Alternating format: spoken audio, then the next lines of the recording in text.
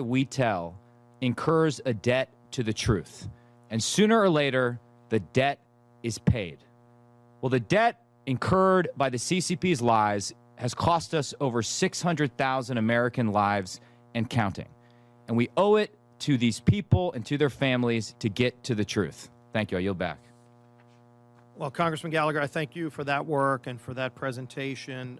Before I go to the members of the Select Subcommittee for their opening statements, since it's been referenced twice now, I did want to ask unanimous consent to enter into the record Senate Bill 1348.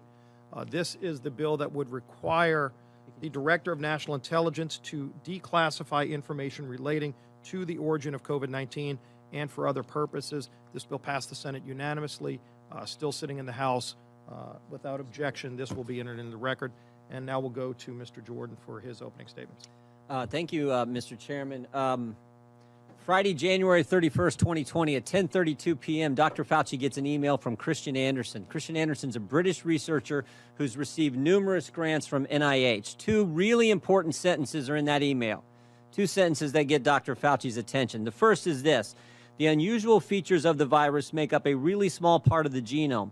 So one has to look really closely at all the sequences to see that some of the features look engineered. Again, this is January 31st, 2020. Second sentence: Eddie, Bob, Mike, and myself all find the genome inconsistent with expectations from evolutionary theory. Email arrives 10:32 to Dr. Fauci on January 31st, 2020. 2 hours later at 12:29 in the morning, Dr. Fauci sends an email to his top deputy, Mr. Hugh Auchincloss. Guy's worked for Fauci for 15 years, part of his inner circle. Sends it, subject line says important in all capital letters. He attaches a paper on gain-of-function research written by Dr. Barrick and Dr. Shi. Dr. Shi, of course, is the so-called Bat Lady, Batwoman, the lady who does research in the Wuhan, China lab. This email, Dr. Fauci says, again, to his top deputy, it is essential that we speak this AM. Keep your cell phone on, read this paper. You will have tasks to do today that must be done. Notice the intensity. Notice the focus. I mean, this is the house is on fire email here.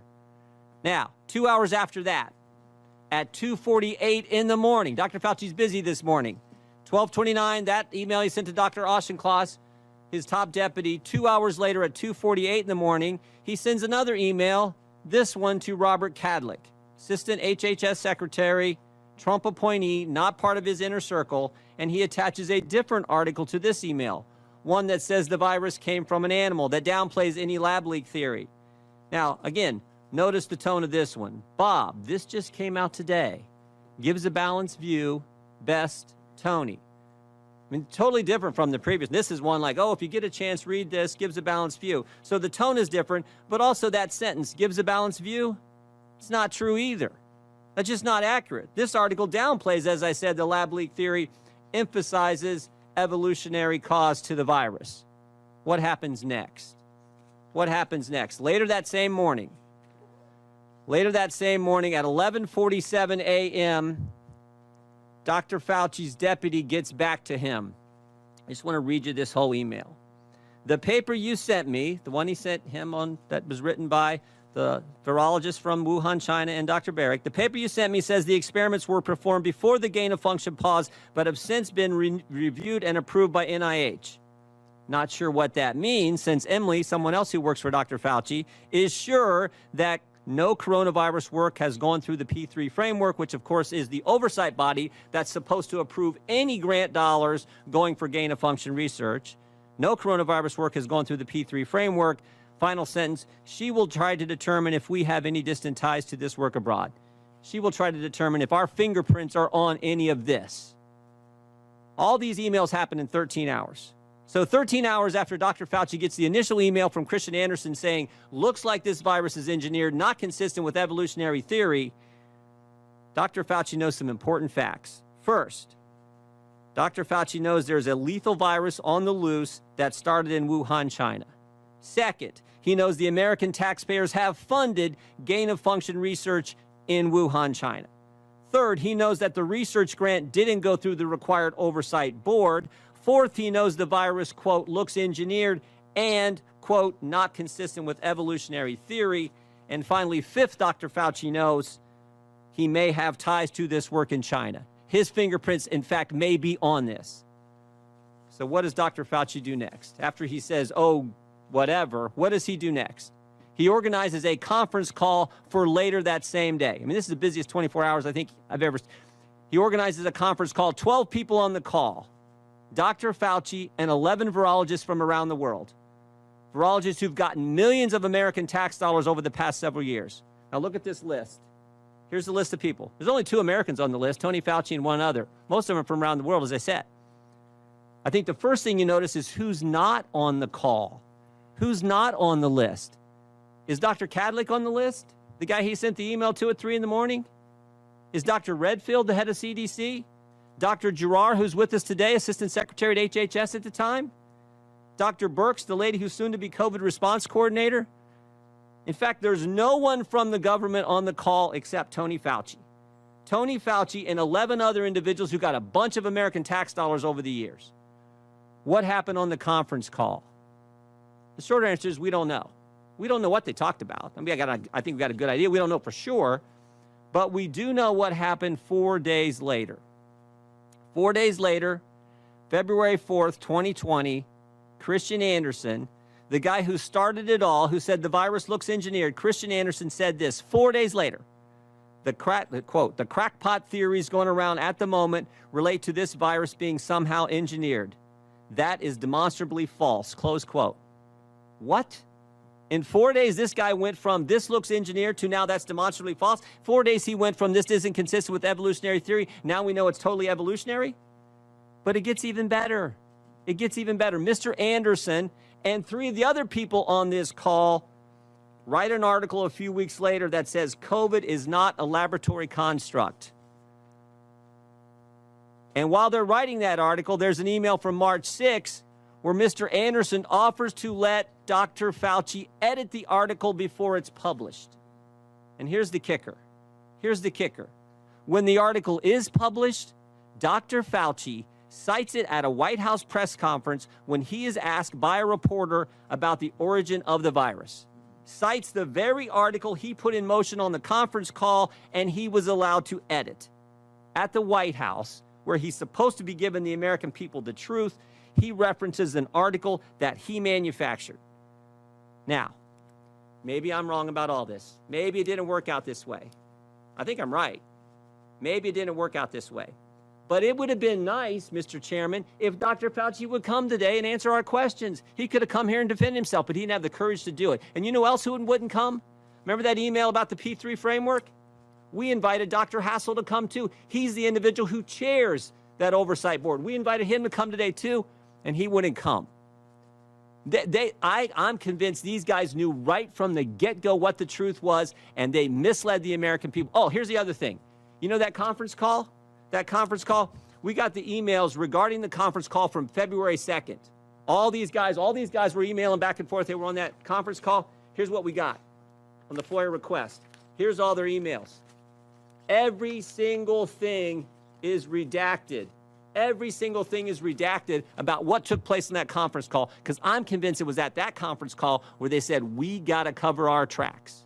And again, maybe I'm wrong. Maybe I'm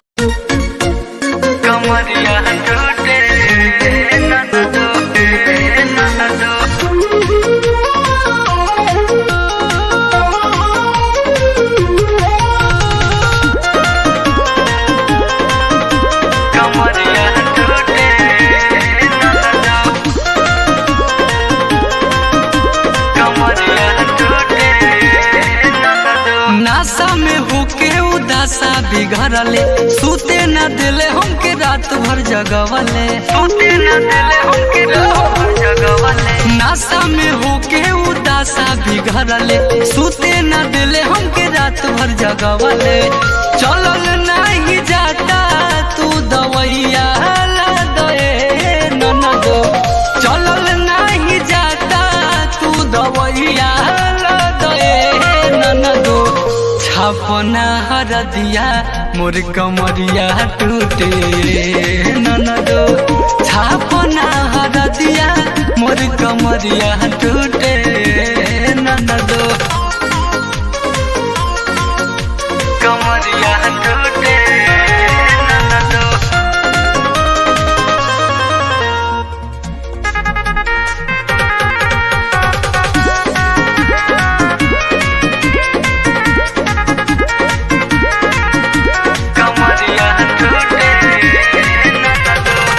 रोज रोज लहंगा हमार नसी देता says हो P के जब आवे ननदो खोजे नाना भेज हो खोजे नाना भेज हो रोज रोज लहंगा हमार नसी देता सेज हो पी के जब आवे ननदो खोजे नाना भेज हो नया नया रोज पोज महारातावे ननदो नया नया रोज पोज महारातावे ननदो छापना हरदिया मोर कमरिया टूटे ननदो छापना हरदिया मोर कमरिया टूटे ननदो